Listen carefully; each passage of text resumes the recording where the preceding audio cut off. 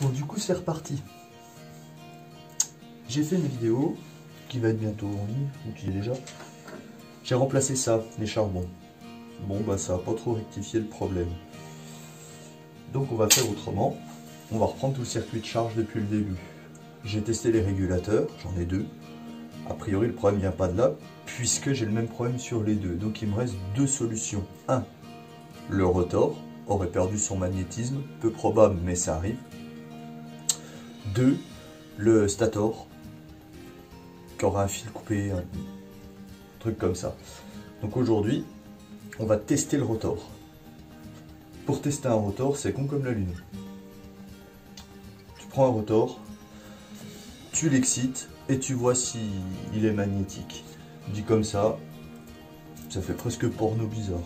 Bref, je vais désosser le bazar et puis c'est parti.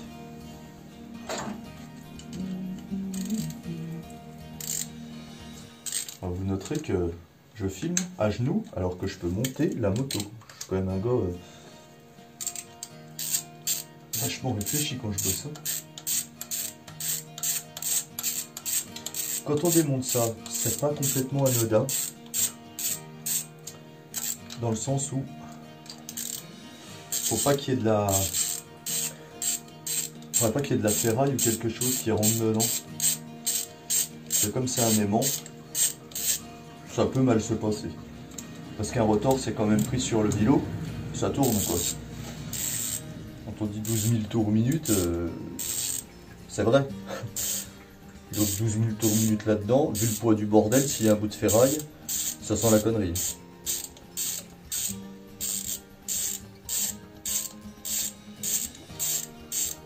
Est-ce que j'aurais-il pas fini? Si. Donc toujours pareil, hein, les trois vis, c'est les mêmes. Donc on s'en fout de les classer. Lui, hop là. Les charbons sont toujours bien là. C'est toujours bien fixé, mais ça ne charge toujours pas. J'y vais tout doucement, parce que c'est quand même vraiment fragile ce truc.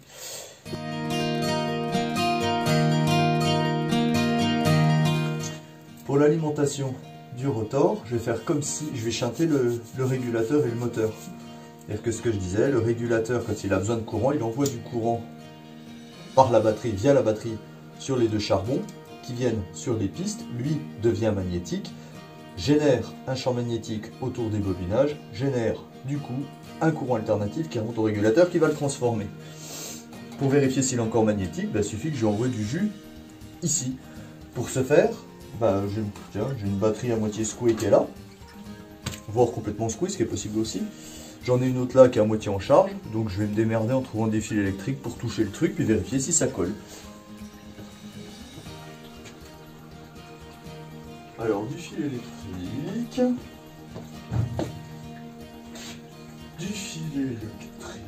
j'en ai là. Ça ce serait super génial, mon idée de génie là.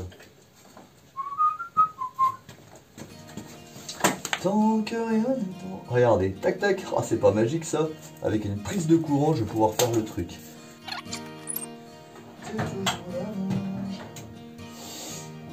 Oui, je chante du Jean-Louis Aubert. Et j'aime bien en plus. Et je vous emmerde. Bon, il est grossier, je veux tout ça, ouais. Pas bien dormi, je suis fatigué. Voilà, tout le monde l'a fait. Je vais faire un petit contrôle quand même ici, savoir si j'ai bien de tension qui arrive. Tant que rien ne change. Voilà, j'ai 10 volts, 10 volts 8, 10 volts 4, 5, c'est bien 10 volts. Ça devrait être pas mal. Alors. Tac. Ah bah c'est pas très aimanté mon histoire. Hein. Ouais, j'ai peur que mon rotor... J'ai bien peur que mon rotor... Vous voyez, ça... C'est pas fou. J'espérais mieux. Alors, est-ce que ma batterie est trop faible? Celle-là, ça devrait faire claque. Hein. Et là, ça fait pas claque du tout.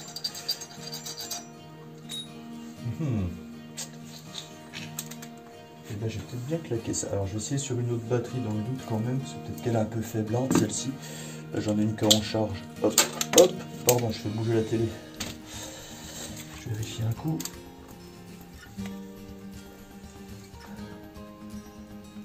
J'ai 12,3 là.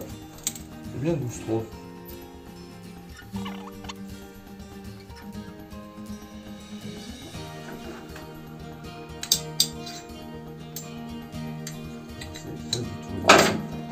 Voilà la maladie, je pense que c'est la maladie du rotor. Et ben voilà, ça veut dire que mon rotor il est claqué. Là je suis super pas content parce qu'un rotor ça vaut ultra cher. Bon ben voilà, c'était le test du rotor sur un 900 bol d'or que je suis dégoûté parce que ça vaut une blinde. Bah, tant pis pour ma gueule, hein, je l'ai grillé. Et alors pour le démonter, parce que j'ai pas forcément les bons outils, t'enlèves ça, parce que là tout va bien. Sauf qu'après pour l'enlever il te faut un arrache. Là pour l'instant j'en ai pas encore, je vais appeler mon meilleur copain du coup, en la personne de Pascal de Service Motopièces. Parce que moi je suis encore plus niqué 2 fois. Mon bol d'or, il est pourvu d'un bras oscillant Martin. Bon, vous chercherez ce qu'il c'est. Martin, c'est un mec qui faisait des cadres de un peu coolos, chouette gars, en plus super gentil. Et le bras oscillant Martin, il a un axe propre à lui. Pas de raison, hein, puisque c'est Martin qui l'a fait. Et ben quand tu as un bras oscillant de bol d'or, tu prends ton axe de roue arrière, t'enlèves ça, tu vises ton axe de roue arrière là-dedans, et c'est ton axe de roue arrière qui te sert d'arrache. Ben moi je l'ai pas. Bref, je suis dégoûté. Je vais aller me pendre. Allez, salut.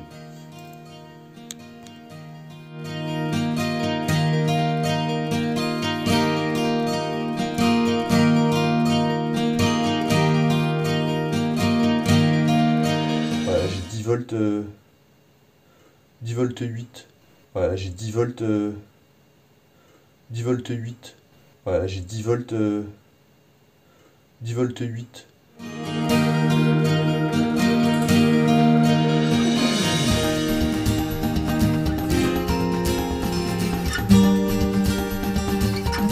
Voilà, j'ai 10 volts...